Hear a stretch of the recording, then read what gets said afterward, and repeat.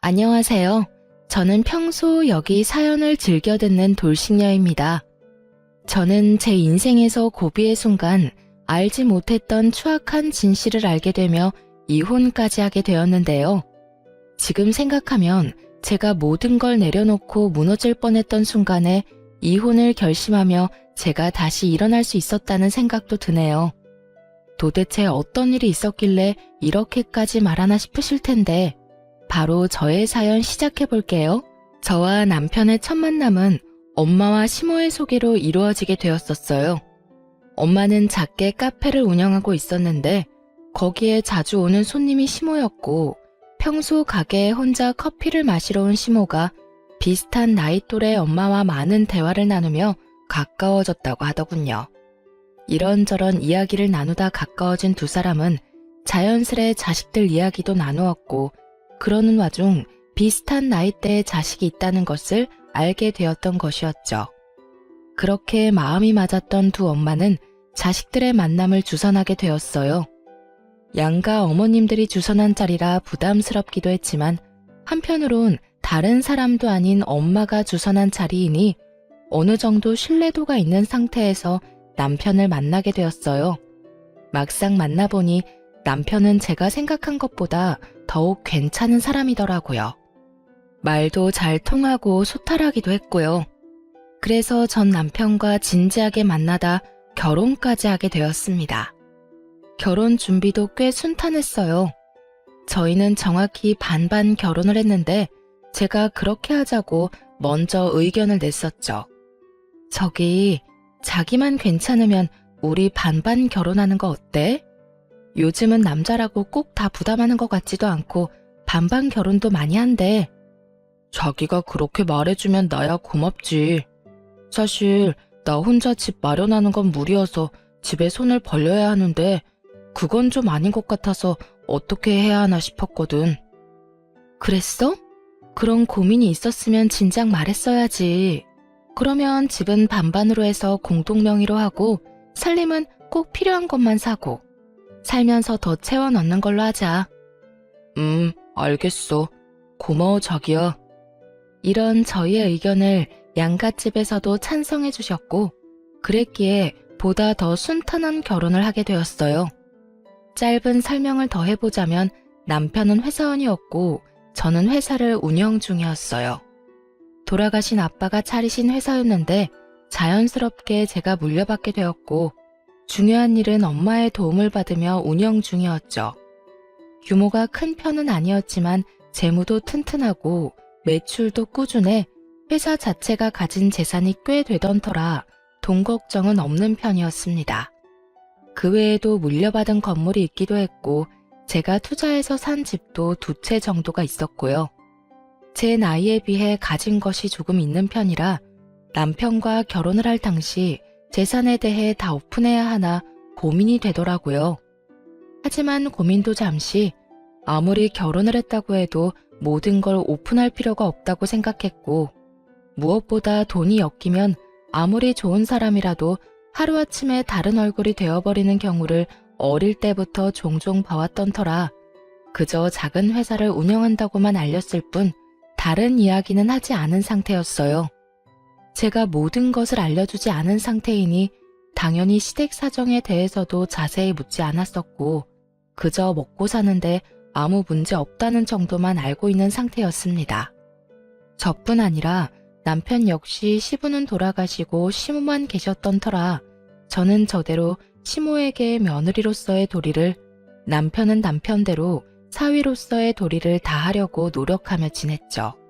서로가 배려하고 노력하니 당연히 큰 소리 날 일이 없었고 앞으로도 이렇게 서로 아끼고 산다면 행복한 날만 있을 거라 믿어 의심치 않는 날들이 지나가고 있었어요. 그러던 어느 날 회사에서 오래 일하던 회계팀 직원이 갑자기 그만두게 되어 전산이 꼬여 세금 계산이 잘못되는 일이 일어나고 말았어요. 그 덕에 세금이 누락되며 과징금을 지불하게 되었고 그 금액이 생각보다 커 엄마와 함께 회사에서 어떻게 해야 할지 상의를 하게 되었죠.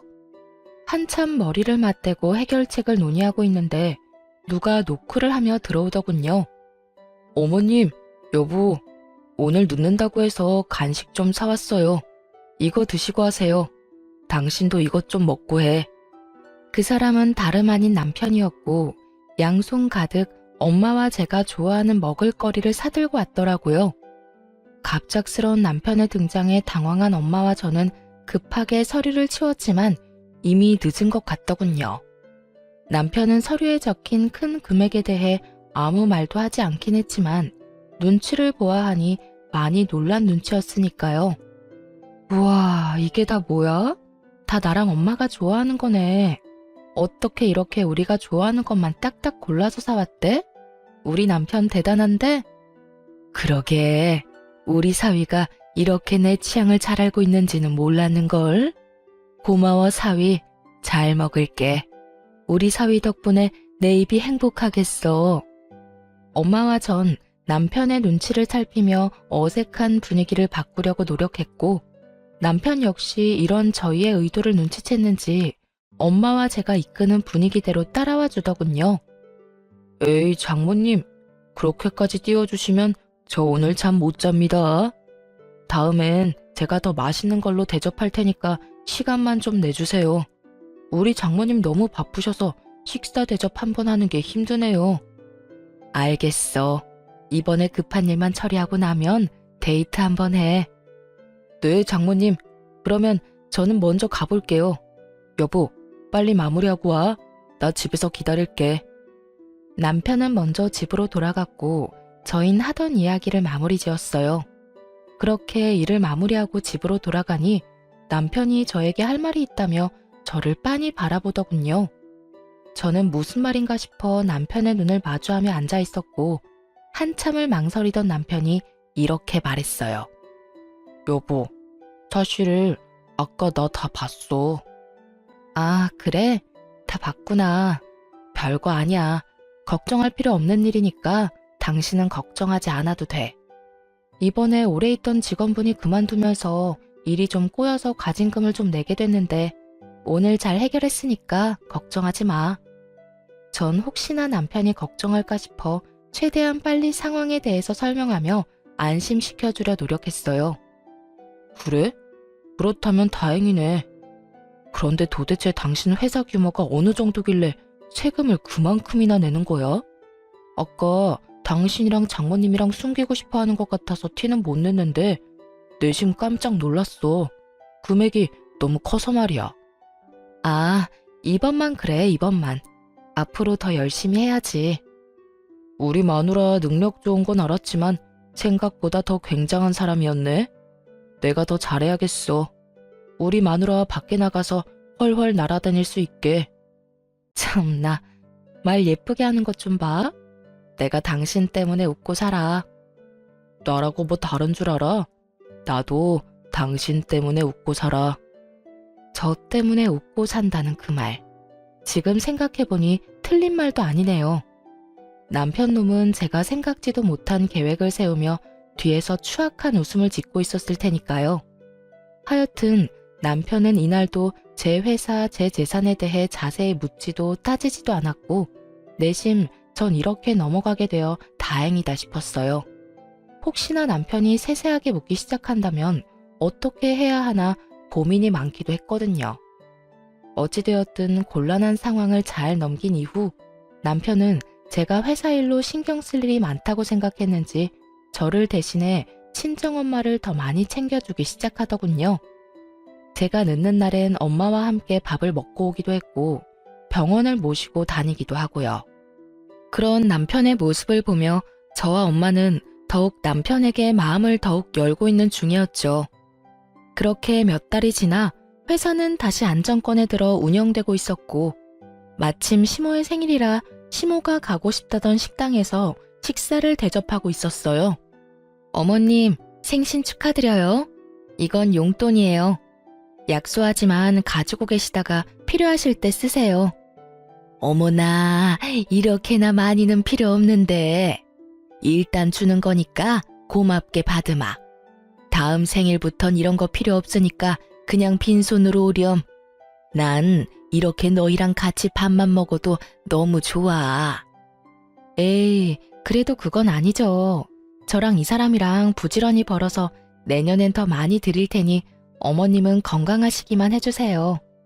그래, 그래. 알겠어, 우리 며느리. 말도 어쩌면 이렇게 예쁘게 하는지.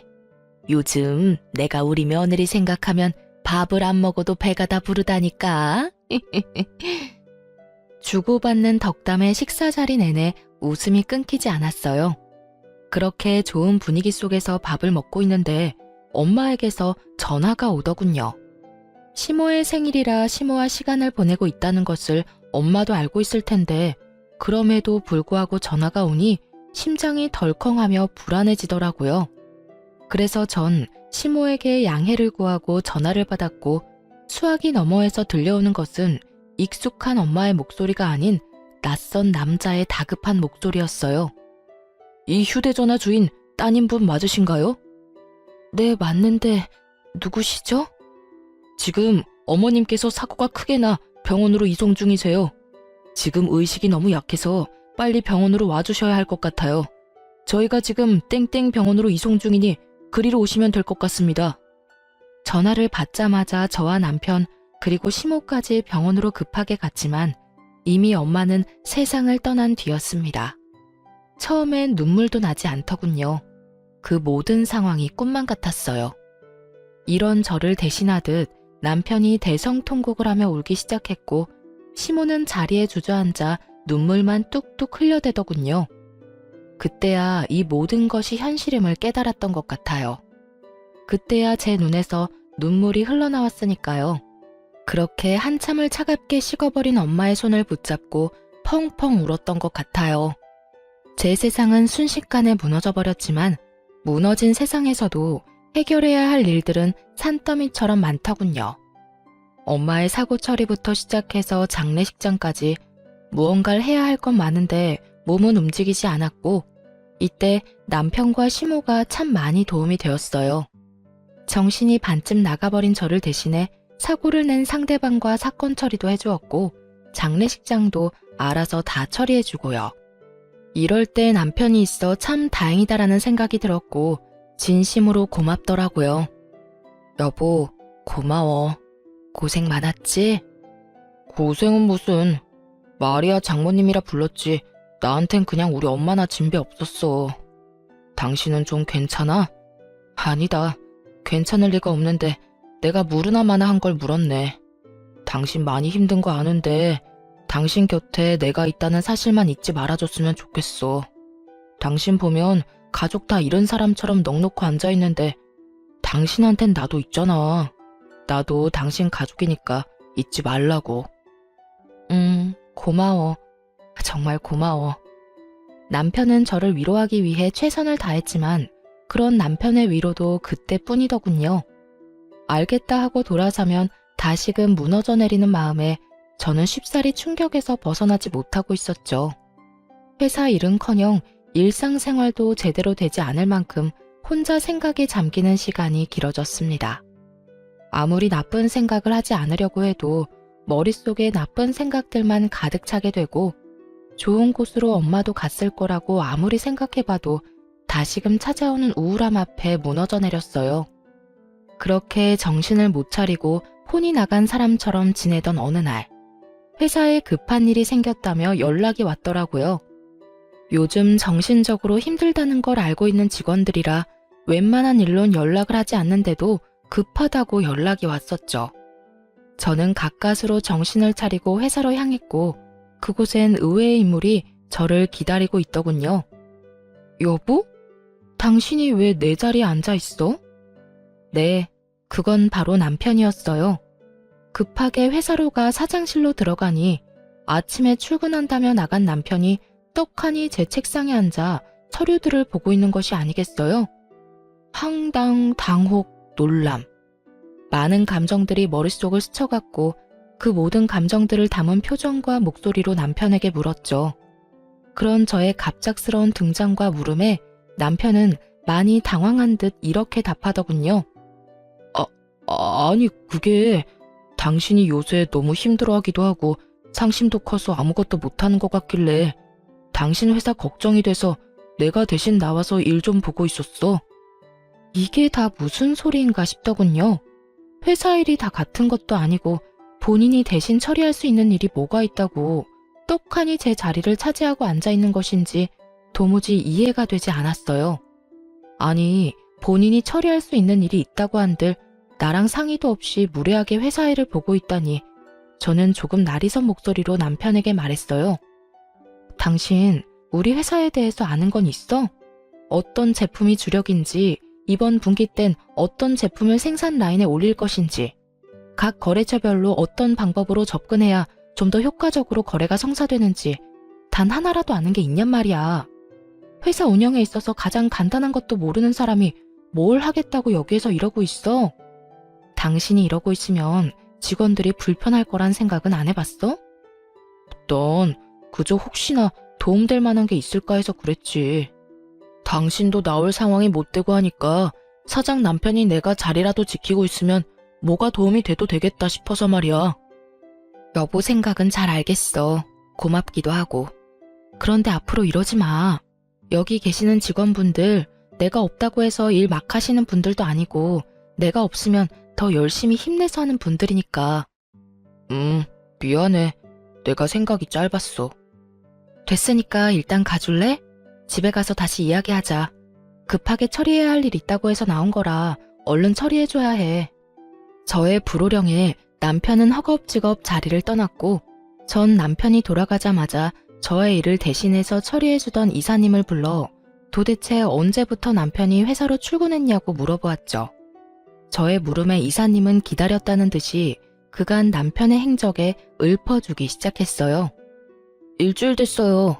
정확히 일주일 전부터 사장실로 출근하기 시작하더니 회사 규모부터 시작해 매출까지 하나하나 다 묻고 체크하기 시작하더군요.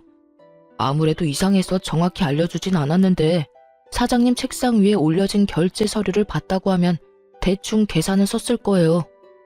아, 진작 연락 좀 주시지 그러셨어요. 그게 사장님이 워낙 힘들어 하시는 것도 그렇고 그래도 남편분이니까요. 더 지켜보려고 했죠. 그런데 그제부턴 아예 자기가 회사를 운영할 것처럼 말하고 다니길래 이건 아니다 싶어서 급하게 사장님께 연락드린 거예요. 그럼 급하게 처리해야 한다는 일이 이거였나요? 네. 아무리 사장님이 힘드신 상황이어도 일을 시켜본 적도 없는 남편한테 회사를 맡길 사람은 아니라고 믿었으니까요. 이사님의 이야기를 듣고 있자니 정말 기가 막히고 코가 막히더군요. 제 앞에선 회사에 대해선 아무것도 관심이 없는 척하던 남편이 뒤론 이런 짓을 하고 있을 거란 생각도 하지 못했던 터라 충격이 크기도 했고요. 동시에 정신이 번쩍하고 들기도 했어요. 제가 알던 남편의 모습이 다가 아닐 수도 있다는 생각이 들어서였죠. 그렇게 머리를 싸매고 생각에 잠겨 있는데 어디선가 벨소리가 들려오더군요. 평소 저와 이사님은 벨소리가 아닌 진동을 해두고 있던 터라 우리 두 사람의 것은 아니었고 소리를 따라가 보니 남편의 휴대전화가 제 책상 위에 올려져 있더라고요.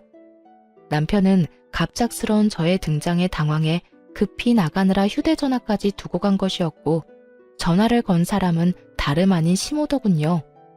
평소라면 그 전화를 받았겠지만 머리가 복잡해 전화기를 지켜보기만 했죠. 이내 벨소리가 멈추는가 싶더니 문자를 아주 많이도 보내더군요. 연이어 울리는 알림음에 잠금 화면 밖으로 보이는 내용들만 봤는데 정말 아찔하고 혈압이 오르는 내용들밖에 없더라고요. 덕분에 저의 흐트러졌던 정신을 꽉 잡게 해주는 결정적 계기가 되었죠. 아들, 오늘도 그 회사로 출근했니? 어때? 그때 봤던 것처럼 회사 규모가 생각보다 크니? 그래서 네가 챙길 거는 좀 되는 게야? 내가 생각을 많이 해봤는데 이혼하는 것보단 그냥 같이 사는 건 어때? 아무래도 재산 분배하는 것보단 네가 계속 같이 살면서 그 재산 다 네 거 만드는 게 더 좋을 것 같아서 말이야. 죽은 장모 재산도 꽤 많다며. 잘 생각해 아들. 같이 살 섞고 살다 보면 정도 들고 그러는 거야. 그깟 사랑이 뭐라고 그 많은 재산 놓치려고 하니? 지금 한번 눈 딱 감으면 너 한평생 돈 걱정 없이 사는 거라고.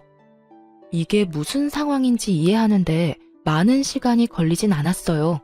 너무 뻔한 스토리였으니까요.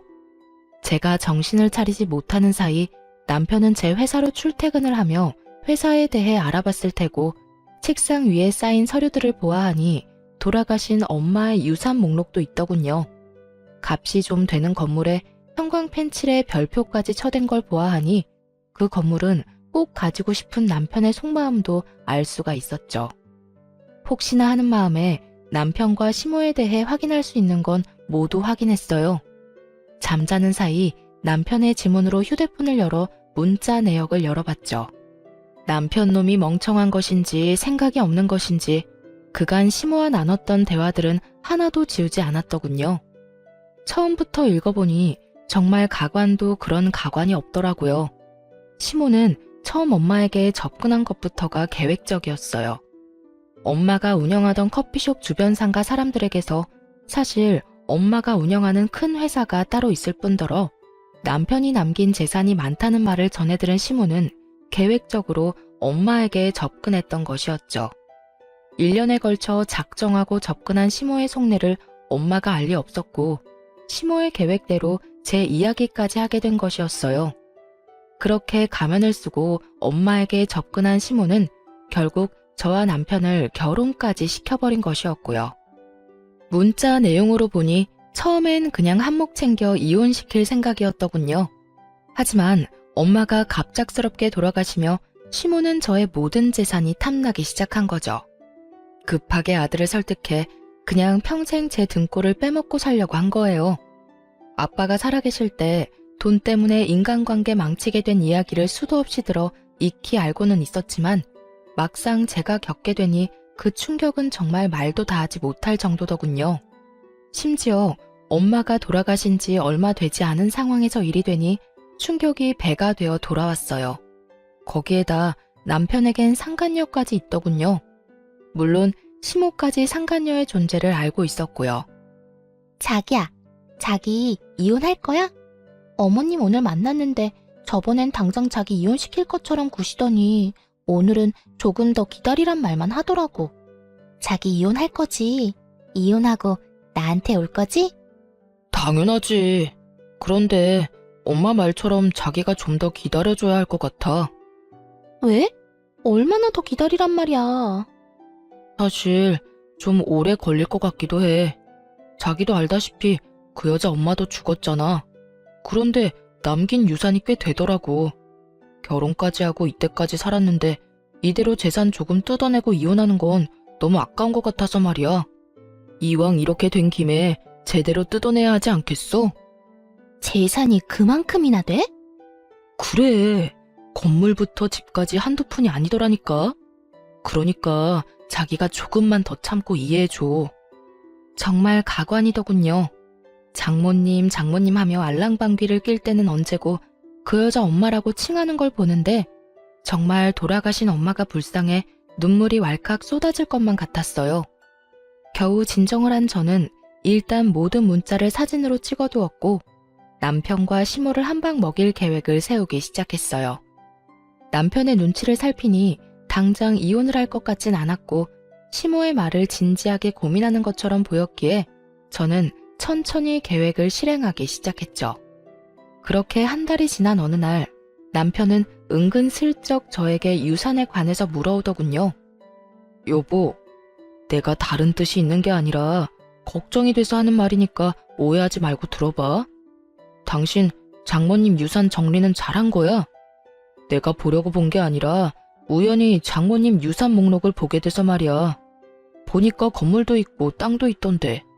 당신 워낙 이리저리 바쁘고 힘들었잖아. 그런 사람이 건물이고 땅이고 신경 쓸 시간이 있을까 싶더라고. 아, 그거? 잘 정리했어. 사실 잘 정리한 것도 아니지. 어? 그게 무슨 말이야?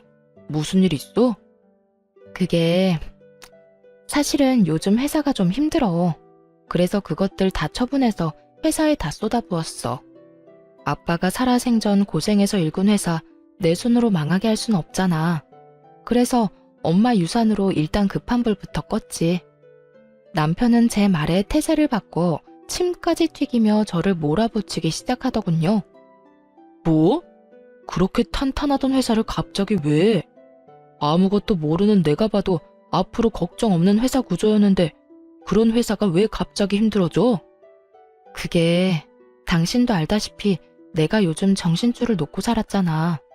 급하게 처리해야 하는 일도 처리 못하고 그러다 보니 그렇게 됐지 뭐. 그런데 당신 우리 회사에 관심이 많았나 봐? 언제 그런 것까지 다 살펴봤대? 그거야. 당신 말대로 장인어른이 일군 회사니까 나도 당연히 신경이 쓰여서 그랬지. 그래서 회사는 괜찮은 거야? 이제 아무 문제 없는 거야? 그게 아무래도 힘들 것 같긴 해. 일단 급한 불만 껐다는 거지 완전히 안정됐다는 말은 아니야. 아무래도 내 생각엔 힘들 것 같긴 해. 마지막 발악하는 거지 뭐. 저의 말에 남편은 생각이 많아진 듯 아무 말도 없더군요. 그랬겠죠. 어떻게 해서든 더 뜯어내려고 그렇게 머리를 굴려대던 놈인데 갑자기 회사가 망하게 생겼다니 볼머리 아프지 않겠어요?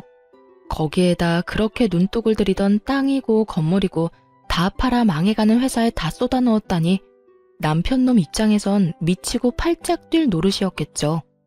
하지만 남편은 더는 저에게 무어라 말을 하지 않았고 저는 정확히 일주일 뒤 결국 회사를 정리하게 된 사실을 알리게 되었죠. 여보, 나 오늘 회사 정리했어. 힘써봤는데 아무래도 무리였나 봐. 제 말에 남편은 그야말로 노발대발 화를 내며 되레 저에게 따져 묻기 시작했어요. 뭐? 그게 정말이야? 당신 제정신이야? 결국 이렇게 문 닫을 거였으면 장모님 유산은 때려붙지 말았어야지. 돈은 돈대로 날리고 회사는 회사대로 망하고 그게 무슨 멍청한 짓이야? 나라고 뭐 마음 편한 줄 알아? 나라고 회사 문까지 닫게 될 줄 알았겠냐고. 아, 그래서 정말 남은 재산이 하나도 없는 거야? 그 많던 돈이 하나도 없다, 이 말이냐고. 그게 뭐 나도 잘 모르겠어. 저는 우물쭈물 대답을 회피했고 남편은 마지막 발악을 마치고 집을 나가버리더군요. 됐어. 당신 표정 보니까 대충 알겠어. 그러게 나라도 나가서 돕는다고 할 때 가만히나 있지 이게 다 뭐야? 아우 짜증나. 그게 다 얼만데. 당신 얼굴 보고 있으려니 짜증나서 안 되겠어. 난 나갈 테니까 잠을 자든 울고 있든 알아서 해. 그렇게 나간 남편은 집으로 돌아오지 않았고 그 덕분에 편안한 마음으로 꼼꼼히 이혼을 준비하게 되었습니다. 생각보다 제가 가진 증거들은 많았고 변호사분과 만나 상담을 하며 진행하니 더 빨리 정리가 되더라고요. 대충 정리도 됐겠다. 언제 이혼 통보를 하나 고민하고 있는데 마침 시모에게서 연락이 오더군요. 예, 지금 당장 집으로 좀 건너오거라. 왜요? 무슨 일인데요? 어른이 오라고 하면 네 하고 올 것이지 왜요는 무슨 왜요야. 잔말 말고 얼른 와. 사람이 변해도 어쩌면 이렇게까지 변할 수 있는지 온몸에 소름이 끼치며 무섭다는 생각마저 들더군요. 그러면서 오늘이 디데이구나 하는 생각에 신나기도 했고요. 그렇게 들뜬 발걸음으로 시댁에 도착하니 그곳엔 시모와 남편 그리고 상간녀까지 저를 기다리고 있더군요. 남편의 휴대전화를 봤을 때 상간녀의 존재를 알았던 터라 놀랍지도 않았어요. 하지만 엄연히 아직까진 내가 며느리이자 부인인데 당당히 상간녀까지 시모 옆에 앉힌 꼴을 보는데 어이가 없다 못해 웃음이 다 나더라고요. 그런 제 마음을 아는지 모르는지 시모는 제가 엉덩이를 땅에 붙이고 앉기도 전에 본론을 꺼내더군요. 예, 너 그만 우리 아들이랑 헤어져 줘야겠다. 이혼하라니 말이야.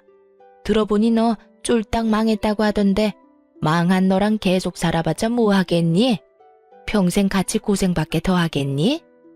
제대로 앉지도 않았는데 이혼 말을 들으니 아무리 예상했었어도 화가 치밀어 오르더라고요. 그래서 저 역시 적대적인 감정을 숨기지 않고 되물었죠. 그러니까 지금 제가 망했으니까 이혼하란 이 말이죠? 망했으니 함께 힘을 합쳐 잘 살아보라는 게 아니라 같이 잘 살긴 뭘 잘 살아? 누구 고생시키려고? 말이야 바른 말이라고. 사돈 죽고 네가 제정신으로 살긴 했니? 매일 집구석에서 처박혀서 울기나 울고. 남편 밥이나 제대로 챙겨줘 봤니? 남편한테 따뜻한 말 한마디라도 해봤니? 내가 너 마음에 안 드는 게 한둘이 아니었다. 그나마 깔고 앉은 재산이 많아 어떻게 해서든 이혼만은 안 시키고 살리려고 했더니 그깟 부모 죽은 게 뭐라고 정신 빼놓고 살다가 그 많은 재산도 말아먹고. 이런 꼴 보기 싫어서 네 엄마가 그렇게 돌아가신 게야. 너 회사 말아먹는 꼴 보기 싫어서. 이게 무슨 미친 소리인가 싶더군요. 그렇지 않아도 내가 이 미친 시모 생일 챙기느라 우리 엄마 혼자 외롭게 세상을 등졌을 생각만 하면 아직까지 눈물이 앞을 가리는데, 우리 집 재산이나 노린 주제에 감히 엄마를 입에 올리니 화가 치밀어 참을 수가 없더군요. 말이 좀 심하네요. 아무리 상황이 이렇다고 한들 돌아가신 저희 엄마 이야기를 그딴 식으로 하는 건 아니죠. 이것 봐라. 사사건건 말대꾸 하는 것도 모자라 감히 시어미를 그런 식으로 노려보는 거. 네가 그딴 식으로 구니 내가 널 예뻐할 수나 있겠니? 돈 줄 땐 예뻐 죽겠다고 이런 복덩이가 없다고 하더니 망했다는 말 들으니까 제가 미워 죽겠나 봐요. 왜? 눈에 가시 같진 않으시나요? 왜 아니겠니? 너 보고 있으면 눈이 콕콕 쑤시는 게 찝찝하고 기분까지 나빠져 온다. 그러니까 얼른 이혼한다는 대답이나 내놓고 썩 꺼지거라. 온 김에 여기 서류에 도장까지 찍어주면 더 좋고. 언제 서류까지 준비한 것인지 시모는 이혼 서류를 내밀며 꼴 보기 싫어 죽겠다는 듯 고개를 세차게 흔들더군요. 그런 시모의 언행도 어이없고 화가 나는데 그보다 저를 더 화나게 했던 건 남편과 상간녀의 언행이었어요. 엄마, 긴 말 할 것도 없어. 야, 엄마 말 잘 들었지? 내가 너 진짜 좋아서 결혼까지 했겠냐? 솔직히 너 재산 말곤 볼 거 뭐 있냐? 여자가 싹싹 가기를 해. 그렇다고 애교가 있기래. 무슨 목속 세워둔 것도 아니고 뻣뻣해서는. 이때껏 아무 말 안 하고 데리고 산 것만 해도 고맙다고 생각해라. 아, 그리고 소송 같은 건 할 생각도 하지 마. 증거도 없을 거고 괜히 없는 살림에 변호사 선임 비용 같은 거 쓰지 말란 말이야. 그러게. 그냥 조용히 이혼해주세요. 들어보니 요즘 사정도 좋지 않다고 하던데 괜히 시간 낭비, 돈 낭비하지 말자고요. 그리고 될 수 있으면 빨리 이혼 좀 해주실래요? 아, 이혼까지 요구당하는 마당에 빨리 해주기까지 해야 하나 봐? 내가 왜 그래야 하지? 내가 사실 지금 임신을 해서요. 배부르기 전에 드레스는 입어야 하지 않겠어요? 그러니까 같은 여자로서 배려 좀 하라고요. 드레스 입어봤으니까 알 거 아니에요. 배 나오면 예쁜 드레스 못 입는 거. 처음부터 끝까지 제 앞에서 이리도 당당했던 이유가 다른 것도 아닌 임신이었다니. 저런 부모들 사이에 태어날 아기가 불쌍할 지경이었어요. 전 파렴치한 세 사람의 말이 끝나자마자 크게 웃어버렸고, 그런 저를 세 사람은 미쳤냐는 눈빛으로 쳐다보더군요. 당신 미쳤어? 회사 망하고 이혼까지 하게 생기니까 드디어 정신줄을 놔버린 거야? 당신이 미치든 말든 상관없는데 이혼은 해주고 미쳐. 누구 고생시키려고 지금 정신줄을 놔버리는 거야? 야, 나 안 미쳤으니까 걱정하지 마. 이혼하자고? 그래, 이혼하자. 애까지 가졌다는데 이혼해야지. 정말이야? 정말 나랑 이혼해 줄 거야? 그런데 소송은 할 거야.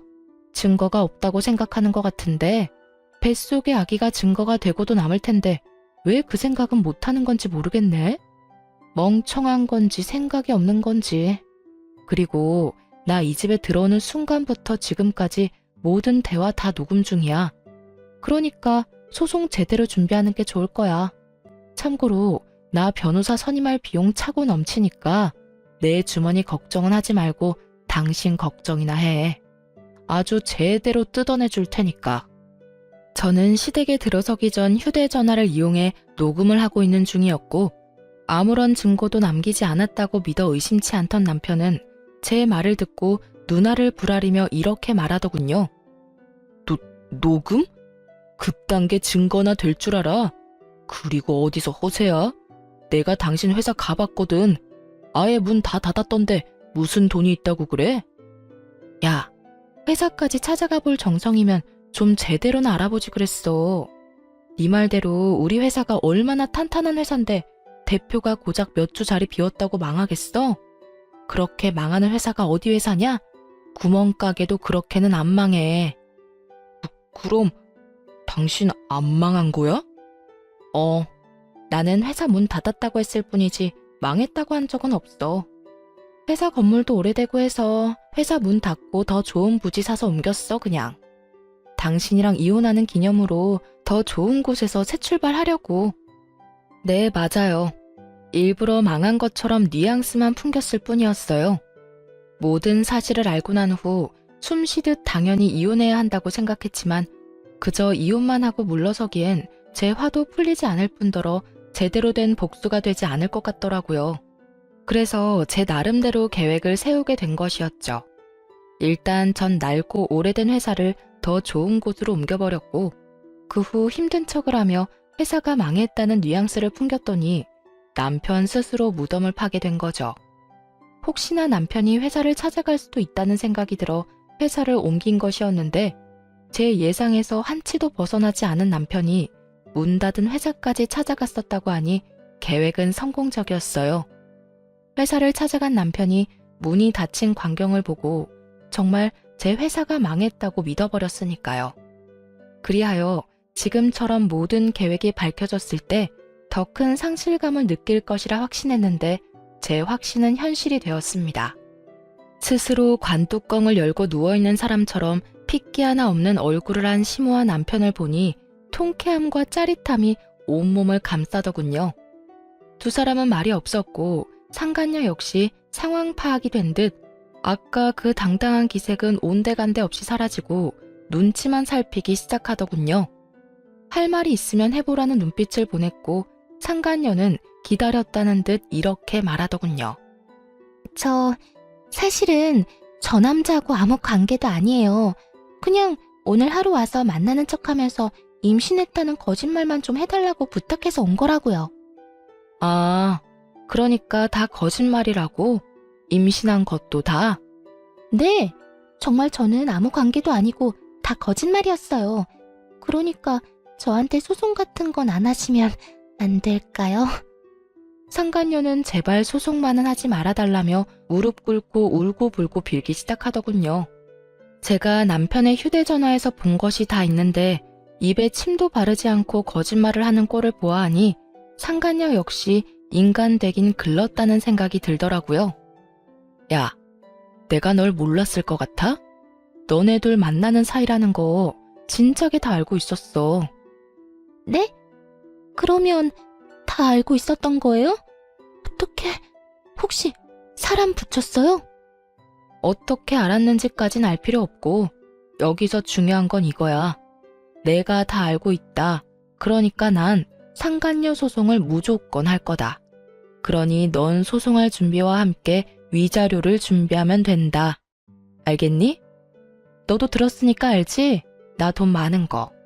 참고로 변호사 선임도 끝났고 준비도 다 된 상태라 너네 생각보다 빨리 소송 진행될 거야. 그러니까 여기서 이러고 있을 시간에 변호사 알아보고 돈이나 준비해놔. 제 말에 상간녀는 모든 걸 포기한 듯 고개를 숙이고 울기 시작했고 남편은 제 손을 부여잡더니 애원하기 시작하더군요. 여보, 내가 다 잘못했어. 내가 잠시 미쳤었나 봐. 난 정말 당신이 망한 줄 알고, 아니, 당신이 망했으면 내가 당신 옆에서 더욱 힘이 돼줬어야 했는데 한순간에 잘못된 판단이 상황을 이렇게 만들었어. 나 지금 진짜 반성 많이 하고 있거든? 그러니까 한 번만 다 용서해주면 안 될까? 용서? 너 지금 용서라는 말이 나오니? 네 말대로 나 망한 줄 알고 이혼부터 하자는 남자를 내가 용서할 것 같아? 그리고 만에 하나 내가 용서하면 저 여자 뱃속에 있는 네 애는 어떻게 할 건데? 왜? 저 애까지 데리고 와서 나한테 키우라고 하게? 아니야, 그럴 리가 있겠어. 당신이 나 용서하고 다시 받아주기만 하면 나머진 내가 다 알아서 처리할게. 정말이야. 당신 신경 쓸 일 없게 깨끗하게 정리할 수 있어. 어쩌면 인간이 이럴 수가 있는지. 이런 인간인 줄 모르고 이때껏 함께 살았던 제가 참 불쌍하더군요. 전 제 손을 부여잡은 남편의 손을 뿌리치며 말했죠. 너 진짜 인간 쓰레기구나. 아무리 상황이 급해도 그렇지 어떻게 네 새끼를 그리도 쉽게 버리니? 야, 길가에 다닌 개들도 자기 새끼 소중한 줄은 알아. 이 말이 무슨 말인 줄이나 알아? 넌 개만도 못한 새끼라는 거란다. 여보, 난 그런 뜻이 아니라 당신한테 용서받고 싶어서. 용서 같은 소리 한다. 네가 저지른 짓이 있는데 이제 와서 용서를 빈다고 용서가 되겠니? 너도 나한테 이럴 시간에 변호사나 알아봐. 절대 쉽고 깔끔하게 끝나진 않을 테니까 각오 단단히 하고. 아, 네 엄마한테도 위자료 청구 들어갈 테니까 그런 줄 알고. 아가, 꼭 이렇게까지 해야 하겠니? 그러지 말고 이혼은 하되 소송만큼은 다시 생각해 주려무나. 네가 그렇게까지 한다고 해서 너한테 남는 게 뭐가 있다고 이리도 모질게 구는 게야. 응? 먼저 모질게 군 사람이 누군데 누구더러 모질게 한다고 하는 건지 모르겠네요. 그건 네가 망한 줄 알고 그랬었어. 네가 망하지 않았던 걸 알았다면 그런 일도 없었을 거야. 망하면 가족 버리는 게 당연한가요? 망하면 당연히 이혼해야 하는 거냐고요. 그리고 지금 망하고 안 망하고가 중요한 게 아니라 처음부터 어머님이 계획적으로 우리 집에 접근했다는 게 중요한 거예요. 그렇게 접근했으면 들키지나 말고 잘 살게 두기라도 하지. 뭐? 망했으니까 이혼하라고요? 참나, 이혼하고 싶은 사람이 누군데. 감히 누구 앞에서 이혼하라 마라 하는 건지. 어머님이 우리 집에 한 모든 일들 변호사 선임해서 소송 시작하면 사기죄로 충분히 엮을 수 있는 거 아시죠? 그러니까 불쌍한 척 좀 그만하세요. 구역질나니까. 저는 단호했고 시모는 곡소리를 내며 울기 시작하더군요. 그놈도 소리 없이 눈물만 흘리고 있었고요. 그렇게 망연자실한 세 사람을 뒤로한 채 새로 마련한 저의 집으로 돌아왔습니다. 얼마나 큰 소리로 울어대는지 집으로 돌아오는 내내 시모의 곡소리가 귀에서 떠나지 않더군요. 그 후 전 통쾌한 마음으로 이혼을 진행하게 되었고 시모와 남편, 상간녀에게 각각 위자료를 받고 성공적인 이혼을 하게 되었습니다. 이혼을 진행하면서 알게 된 사실인데 그 인간들 한심한 인간들인 건 알았지만 정말 한 치 앞도 못 보는 한심한 인간들이더군요. 그나마 가진 돈이 조금이라도 있는 줄 알았던 전 시댁은 제 생각보다 더 가진 것이 없었고 그마저도 저의 재산을 뜯어갈 행복한 꿈에 젖어 어지간히 펑펑 쓰고 다닌 모양이더라고요. 재산 목록을 살펴보는데 가진 건 아무것도 없는 알거지에다가 담보대출은 또 얼마나 들어있던지, 위자료를 마련하려면 얼마 되지도 않는 집을 파는 것은 물론 빚까지 내야만 하는 지경이었어요. 거기에다 상간녀는 어떻고요? 상간녀 역시 가진 것 없는 여자에다가 어디 도움 구할 곳도 변변치 않아 보였어요. 가진 것 없이 빚만 가득한 세 사람의 조합이라 그 앞날이 제 눈에만 뻔한 건 아니겠죠?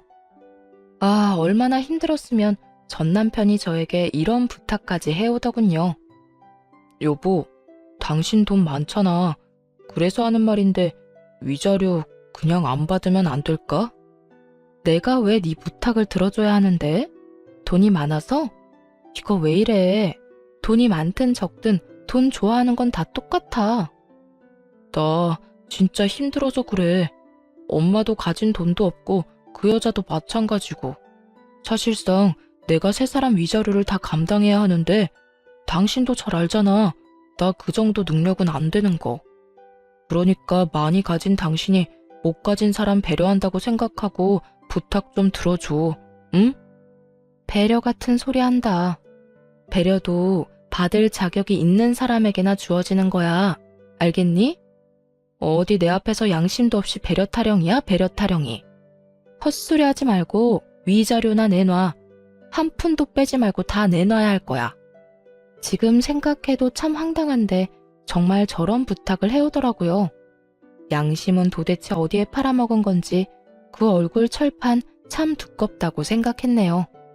그러게 그냥 아무것도 욕심내지 않고 잘 살기만 했더라도 제가 누리는 모든 것을 함께 누리고 살며 최소한 돈 걱정은 하지 않고 살았을 텐데 그놈의 욕심과 못된 심보가 자기 팔자 잘 꼬아준 거 아니겠어요?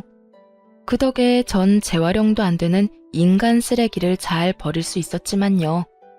저는 이혼을 마치고 정신 똑바로 차리고 다시 회사에 복귀했어요. 여전히 부모님을 생각하며 막연히 눈물을 흘리곤 하지만 예전처럼 감당하지 못할 정도의 슬픔 때문에 일상생활이 불가능할 정도는 아니에요. 거기에다 저 연애를 하고 있어요. 제 연애 상대는 다름 아닌 사연 중간에 등장했던 저희 회사 이사님이신데요. 회사를 진심으로 아껴주던 이사님과 요즘 진지하게 만나는 중이에요. 10년을 알고 지낸 이사님은 제가 유일하게 믿는 사람으로서 저에게 많은 도움을 주기도 하고 많은 마음을 쏟아주며 제가 큰일을 겪고도 오롯이 우뚝 설 수 있도록 많은 사랑을 주신 분이에요. 아직 결혼 생각까지 하고 있는 건 아니지만 이사님이라면 다시 한번 용기를 내보는 것도 괜찮지 않을까 하는 생각도 들곤 해요. 혹시나 걱정하시는 분들이 많으실 것 같아 이사님에 대해 조금 더 설명해 드리자면 과거엔 이사님이셨지 현재는 다른 사업체를 운영하는 사장님이랍니다. 매출은 우리 회사보다 조금 더 나은 것으로 알고 있고요. 적어도 전 남편처럼 돈 때문에 저에게 접근한 건 아니니 걱정하지 말라는 뜻에서 몇 자 더 보태봤네요. 하여튼 전 지금까지 그래왔듯이 부모님이 잘 키워서 물려주신 회사를 위해 노력할 것이고 무엇보다 제 행복을 위해 끊임없이 노력하며 살아가 보려고요. 제가 행복해야 하늘에 계신 부모님도 행복하실 거라 믿어 의심치 않으니까요. 다들 이런 저 응원해 주실 거죠? 이로써 저의 긴 사연도 끝이 났네요. 저의 길고도 길었던 사연 함께 해주셔서 감사합니다. 모두 행복하세요.